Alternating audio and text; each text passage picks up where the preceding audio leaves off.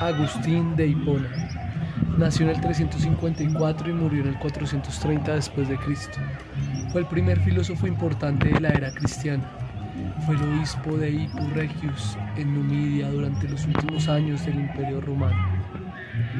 Agustín nació en la ciudad de Tagaste, Numidia, actual Argelia, y asistió a la escuela tanto de Madaura como en Cartago, donde estudió gramática y retórica. Mientras que su madre era cristiana, su padre era pagano y luego se convirtió posiblemente en su lecho de muerte al cristianismo. Años más tarde, en sus confesiones, Agustín admitiría haber vivido la vida de un libertino, incluso engendrando un hijo. Es conocido por la cita: "Señor, hazme casto", pero todavía no. Desilusionado, acabó rechazando el cristianismo por el estilo de escritura y la crudeza doctrinal de la Biblia, y se envolvió en las enseñanzas del profeta persa Maní. El maniqueísmo era una mezcla de budismo, cristianismo, judaísmo y agnosticismo que preconizaba el dualismo del bien y el mal, donde la humanidad era en parte buena pero también en parte mala. Seguiría fiel a esta doctrina durante más de 9 años, hasta que regresó a su ciudad natal para abrir una escuela y luego, finalmente, se iría para enseñar retórica en Cartago. Pero lo que nos compete ahorita es un libro especial de él. Se llama Sobre la música o de música. Posiblemente este libro fue escrito en Italia o comenzó a escribirse en ella, especialmente en Milán o sus alrededores, donde Agustín residió después de su conversión. Después, el sexto libro fue completado posteriormente en África. Esto porque está basado en 6 libros. Quiere decir que los 5 primeros fueron fraguados en Italia y por último el sexto en África, especialmente en Hipona, donde Agustín se desempeñó como obispo desde el año 396 hasta su muerte en 430.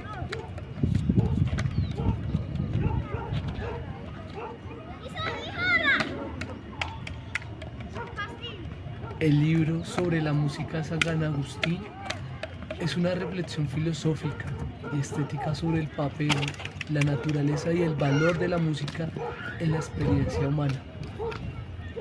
En el primer libro, El arte de la música, explica cómo la música es un arte liberal, no meramente técnico. Se distingue de la ejecución instrumental. No basta con saber tocar bien. La música es ciencia, no solo una habilidad. Los músicos populares, flautistas, histriones, bailarines, pueden producir placer, pero no necesariamente poseen ciencia musical. Un ejemplo de ello es el ruiseñor, que canta con armonía, pero no por conocimiento. Así también los animales imitan sin tener ciencia. Acá también habla sobre que la música es el arte de modular bien, o más bien dicho, es una ciencia. La música es el arte de ordenar el movimiento sonoro con proporción y juicio racional.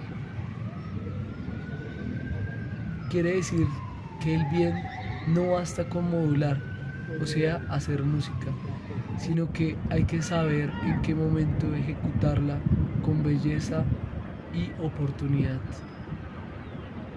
La música no se mide solo por el grado que produce, sino por su adecuación racional y estética. La música es una disciplina racional, no simplemente una técnica ni una práctica instintiva. También se remite a la imitación y la razón. Plantea una discusión clave.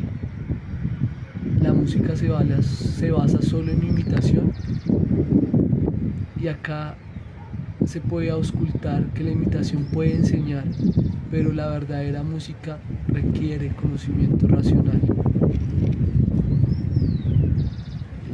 En el libro 2, Los pies métricos, San Agustín habla de la diferencia entre sílabas largas y breves. Las sílabas no distinguen por la fuerza con que se dicen, sino por la duración. La clave está en que el músico se guía por el tiempo real de las sílabas, no por las convenciones heredadas. Habla también sobre la música y la gramática y explica cómo la música opera con criterios rítmicos y objetivos. Asimismo, habla del ritmo como una estructura temporal. El ritmo da forma sensible al tiempo. La música es medible y audible en el tiempo.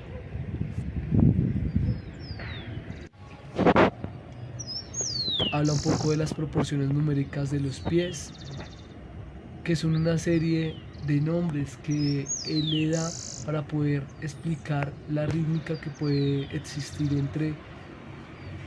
entre sonidos breves y largos.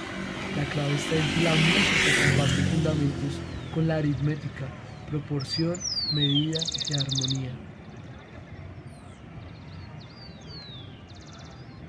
En el libro 3, sobre el ritmo y el metro, habla sobre que el ritmo y el metro son dos tipos de orden temporal. El ritmo es una asociación continua de pies sin una cesura clara ni estructura cerrada. Quiere decir que todo metro es un ritmo, pero no todo ritmo es un metro.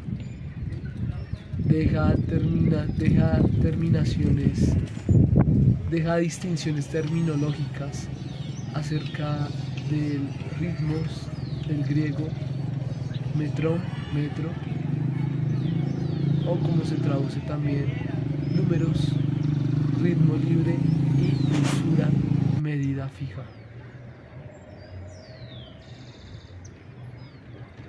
En el libro 4 es una continuación del estudio sobre el metro. Habla sobre la indiferencia de la última sílaba. Se plantea así la importancia que el verso termine en sílaba breve o larga. Concluye que no, por lo que define el final es el silencio posterior, no la duración de la última sílaba. En esto, el silencio compensa la medida y hace que la última sílaba suene siempre como larga. Aquí se hace una profunda importancia acerca del silencio como parte del ritmo. El silencio tiene un valor métrico, completa el tiempo necesario para mantener la proporción. El ritmo musical no solo se basa en el sonido, sino también en un reposo medido. Habla también sobre los límites de la duración del verso y establece que puede tener un verso un metro de 32 tiempos.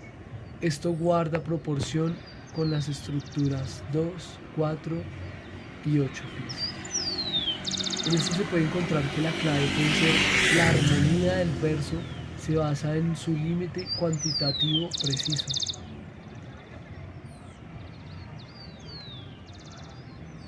Con ello podemos encontrar un análisis de los versos y la métrica.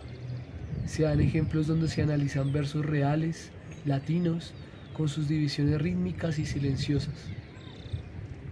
En esto se puede ver que la teoría verifica con aplicación práctica, con la escansación poética. En el libro 5 se hace un estudio del verso. La naturaleza del verso. El verso es una forma rítmica con un límite fijo, una estructura armónica más específica que el metro. Todo metro es un ritmo, pero no todo ritmo es un metro, como lo habíamos mencionado anteriormente. Quiere decir que el verso es ritmo medido y cerrado, una forma más acabada y expresiva del ritmo. Se habla de la razón y el oído como juez del verso. El verso no es invención arbitraria, sino descubrimiento de formas que ya existen en la naturaleza y en la razón.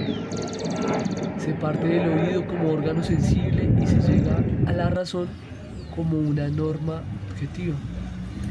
Entre eso se puede destacar como la poesía y la música son formas de conocimiento sensorial y racional de esa misma índole.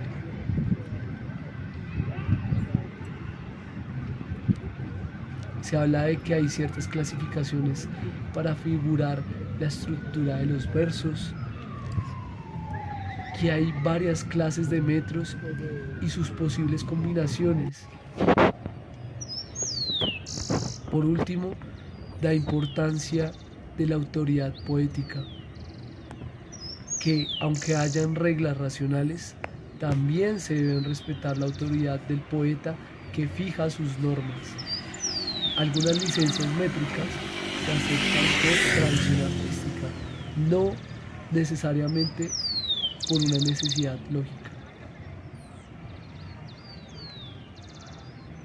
En el último libro, este libro es especial ya que habla que los 5 libros restantes, los 5 primeros libros eran una introducción para llegar a este último libro que habla de Dios como la fuente y el lugar de los números eternos.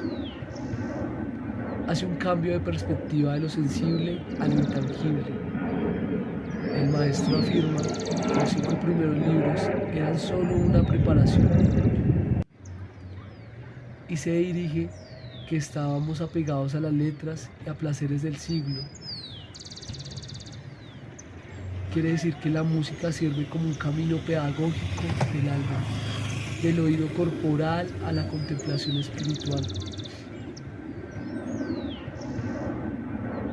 Habla que Dios es la fuente de los números, afirma que Dios es el lugar y fuente de los números eternos, los cuales fundan toda la armonía. Toda la belleza sensible es reflejo de una proporción eterna que tiene su origen en Dios. Habla de las armonías del alma, cómo percibimos los sonidos, cómo los medimos, cómo los valoramos, cómo los retenemos, cómo los contemplamos con el intelecto, cómo los retenemos con el alma, cómo los valoramos con la razón, cómo los medimos con el cuerpo. Ahí está que el alma humana es capaz de la armonía porque es medida y se encuentra ordenada por el número. Habla de que las armonías eternas y su contemplación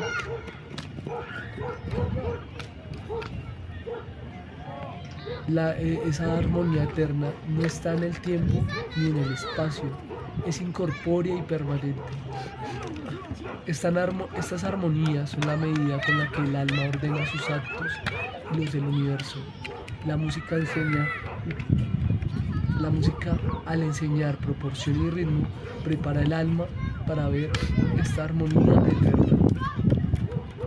Contemplar la música eterna es acercarse a Dios, es la fuente de toda armonía y verdad. La conclusión de esto es que la música es el camino hacia Dios. El verdadero músico no se contenta con el sonido, sino que busca la armonía inteligible. Así como los números sensibles remiten a los inteligibles, el oído remite a la razón y ésta a Dios. La música es una ascética del espíritu, un arte que prepara al alma para lo eterno.